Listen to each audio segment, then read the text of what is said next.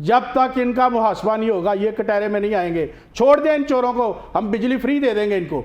ये जो छोटे 3, 4, 5, 7 मरले वाले लोग हैं, अगर बड़े इनको हम फ्री दे देंगे। आप बड़े चोरों को पकड़ें जिन्होंने कुत्ते रखे हुए हैं, टेक्सटाइल मिलें, बड़ी बड़ी शुगर मिल, उनके जिनके अपने अपने पूरे वो फीडर्स हैं, पूरे अपने अपने ग्रेड स्टेशन हैं, उनको जाए, उनकी तरफ देखें वो क्या कर रहे हैं। सारे इलाके की सप्लाई बंद होती है, अशरफ महताब गवाही देगा, सारे इलाके की सप्लाई बंद होती है, वो एक फीडर चल रहा होता है, इंडिपेंडेंट फीडर चल रहा होता है। मुझे बड़ी अच्छी तरह याद है, एक साबिका वजीर हैं, पीपल्स पार्टी से उनका ताल्लुक था, उनके शौहर की मिल, उसका बिल बहुत ज़्यादा आया था और वो बिल की बाद में किस्तें हुई थी, मुझे लगता है 200 रुपया महीना। बता देते हैं इसमें कि जो आपकी मिसेस क्या है, वो फॉरेन मिनिस्टर रही है, फिर अब वो मशीर रही है। हाँ, उसकी तो सुना 200 रुपये महीना बिल था। नहीं, 3000 रुपये महीना था, तो मेरा ख्याल में कोई 150-200 साल में उतरना था। आहो, 150 3 करोड़ रुपया जो था। तो वो शौकत अजीज साहब ने वो सिफारिश की थी, वो जो MD थे वो रिटायर हो गए, बाद में उनसे मेरी गपशप हुई तो उन्हें बड़ी मजेदारी, ऊपर से प्रेशर आया, डायरेक्ट ही फोन, ऐसा कुछ करो। उन्होंने कहा जी कानून नहीं जाते, तो मैं क्या करूँ, नहीं कुछ करो, ऐसा जो भी लो, जाओ फिर 3000 रुपये महीना किस्त दे। गरीब को फैसिलिटी थी ये, और उसका आज भी नहीं है।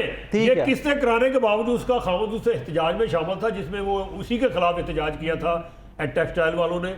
वहाँ वो जो इनका हेड ऑफिस है सुई गैस का, उसी के बाद उसका खामद नारे मार रहा था उसके खिलाफ, अपने खिलाफ ही, जिसने रिलीफ दिया उसको, जिसने उसको रिलीफ दिया उसी के खिलाफ कटो बार नहीं चंगा।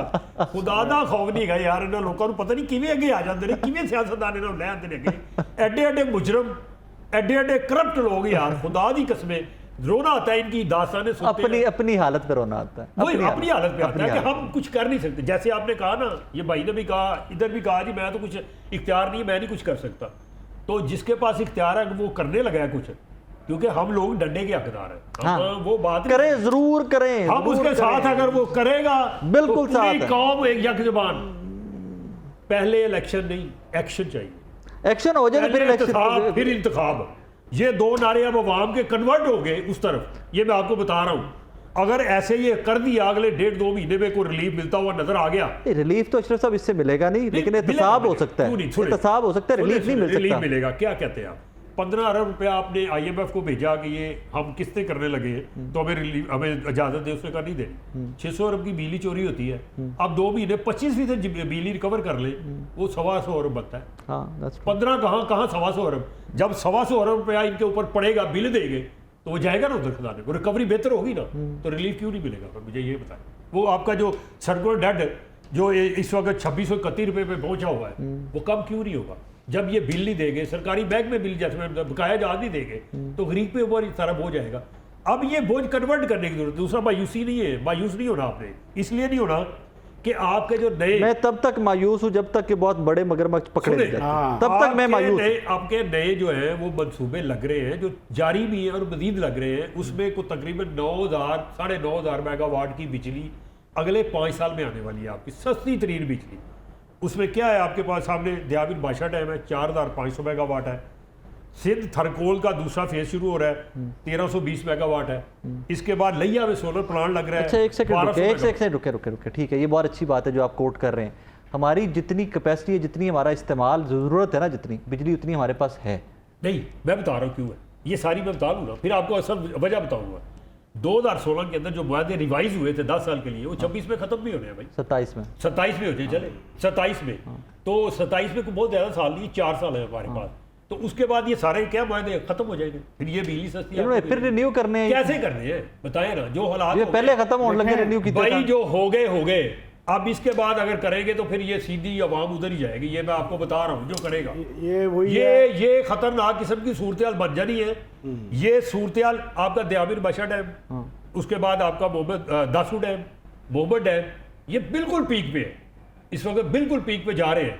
और अशरफ साहब से जो मुझे फोटो दिखाते हैं पाकिस्तान में, हर चीज सरसब्ज़ो शादाब नजर आ रही है। ये बता रहा हूं इनके ऊपर हो गया काम। फरहान बुखारी साहब, 15,000 मेगावाट बिजली आपको अगले 6-7 साल में मिल जाए सस्ती तरीन, और ये पीछे से उतर जाए आपके। एंड वाली बात मुझे पसंद आई, सस्ती तरीन। एंड वाली बात मुझे पसंद आई, सस्ती तरीन वाली। साहब सप्लाई फरहान मिल जाएगी। काजी साहब एक सेकंड, फरहान बुखारी साहब वो लग रही है, उसके लिए भी पैसे हैं, वो जो लाइनें बिछ रही है। फरहान साहब अस्सलाम वालेकुम जी। जी अस्सलाम वालेकुम। खैरियत से आप? ठीक ठाक है भाई? भाई मुल्क की खैर नहीं है, मेरी तो खैर है, बताइए।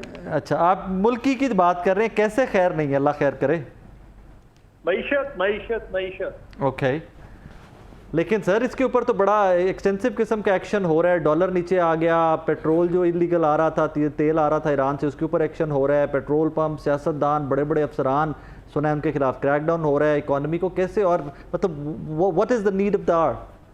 भाई बात यह है कि आम लोगों की जिंदगी पे इतना बोझ बढ़ चुका है कि फिलहाल मुस्तकबिल करीब में कोई रिलीफ उन्हें मिलती हुई नजर नहीं आती। अगर कोई ऐसी चीज है तो आप मुझे बताइए कि जी कल या अगले हफ्ते या अगले महीने हालात बेहतर हो जाएंगे। इस वक्त कमर तोड़ महंगाई है, इस वक्त तवानाई के जो हालात हैं जिसके नतीजे में बिजली के बिल लोगों के अरूज पे हैं, तो ये तो अनबेरेबल एक सलाह इस्तेमाल होती है अंग्रेजी ज़बान की, अनबेरेबल यानी बिल्कुल नाकाबिल यकीन हद तक मामला ख़राब हो चुके हैं।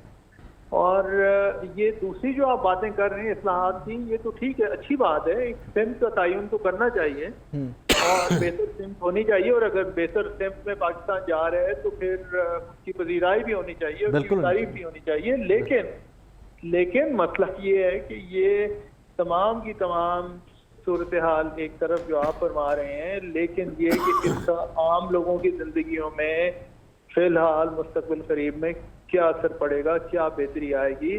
मुल्क में कारोबार इस वक्त ठप हुए में है, इस वक्त सनत का बुरा हाल है, ज़राअत की मईशत भी, ज़रूरी मईशत भी बहुत अच्छी हालत में नहीं है। तो मजमूई तौर पर तो एक मुश्किल है ना कैफियत। तो अब आप उसमें अच्छी खबर, बहरहाल एक अच्छे मुस्तकबिल की नवीद सुना रहे हैं।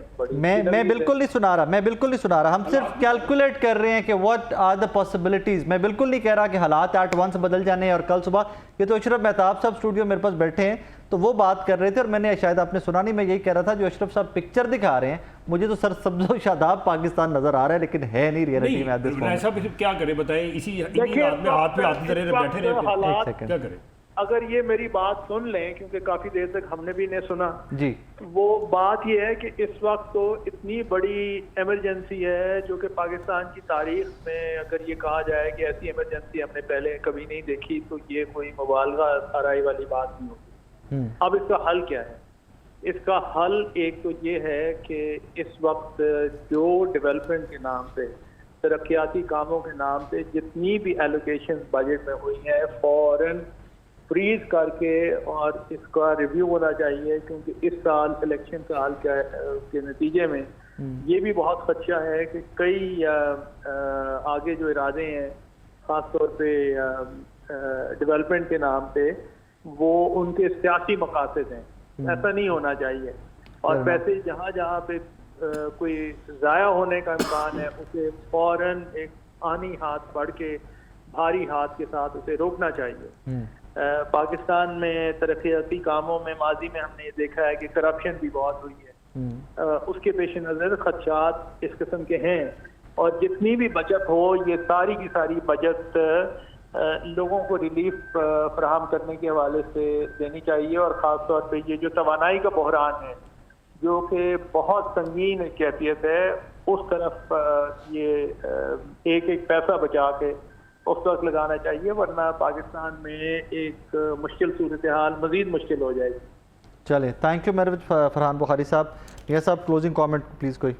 अच्छा देखें, बात यह है कि भाई ने अभी बात की कि बड़ी ये फौरी रिलीफ नहीं, वाकई हम भी ये कहते हैं कि फौरी रिलीफ नहीं, लेकिन कम अज़ कम जो है ना चोर बाजारी वो ख़त्म हो जाए, हाथ पड़े तो सही स्टार्ट तो करप्शन में किसी हद तक जो है वो कमी आ जाए, तो मेरा ख्याल बेहतरी की गुंजाइश जो है ना वो बहुत ज़्यादा है। और चंद दिनों में ही आप उसके असरात आपको मिलना शुरू। ये एहतसाब जिसकी आप हम बाकी सब बात करेंगे, जापान वाला एहतसाब होगा? नहीं, चाइना वाला नहीं, वो है नहीं, ये बस होम्योपैथिक टाइप होगा। लेकिन उसमें जो है ना, ये हम बड़े अच्छा, ये आपकी कौम बड़ी ज़बरदस्त है। ये ना 10 बंदे आप लटका दें, 11वें की ज़रूरत नहीं पेश आएगी, सेट हो जाते हैं। इनको सिर्फ पता चल जाए कि अच्छा नहीं बख्शना किसी ने नहीं गा, तो वो बिल्कुल ठीक हो जाएंगे। तो ये बेशक उसके बाद फिर सर उठा लें, लेकिन एक दफ़ा सेट हो जाएंगे। लिहाजा कोई ऐसा मसला सीधी सी बात है। एक ही बात जो पहले की थी, हम कौम नहीं है, हजूम है। तो जो रेवड़ होता है, हजूम होते हैं बकरियों के, कैसे उसको गेट चाहिए, डंडा चाहिए, डंडा चाहिए, ठीक है। अब अगर किसी ने यार पकड़ ही ली है, पहले हाथ पे हाथ रख के धरे बैठे रहे हैं लोग, तो अब हमें अब भी कहते हैं नहीं मायूस है, अब नहीं ऐसे नहीं होगा, उससे नहीं होगा। क्यों नहीं होगा भाई? चल रहा चल जाए, बंदा तो एक ही होगा ना चले, जिसने स्टेप लेना है।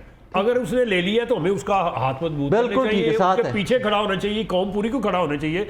जब वो कहते हैं जी हमें ऐसा बंदा चाहिए डंडा पकड़ के आए और ठीक करे सबको, किसको नहीं ठीक किया? क्या चीनी वालों को ठीक नहीं कर रहा है? क्या बिजली चोरों को चोर चाहे 1 लाख का हो, चाहे सेकंड यार अशरफ साहब भैया आप बड़े भाई हैं, लेकिन चीनी की हुकूमत के साथ जो मुआहदा हुआ था, जो शुगर मिल्स माफिया का और चीनी का 95 रुपए विद प्रॉफिट था, नहीं 98 रुपए 99 रुपए तक 99 100 रुपए कर रहा है, 100 रुपए 140 रियाज हुकूमत कर रही थी, केड़ा डंडा चलिया यार? देखे ना, नहीं केड़ा, हम सॉरी टू से, केड़ा डंडा चलिया है? मैं उसके हक में नहीं हूं, मैं बात नहीं, मैं ये कह रहा हूं कि 200 में भी खरीदी आपने चीनी, 190 में खरीदते रहे हैं ना, फिर आप उस तरह बात तो करिए फिर सरकार ने 140 पे आ जाए।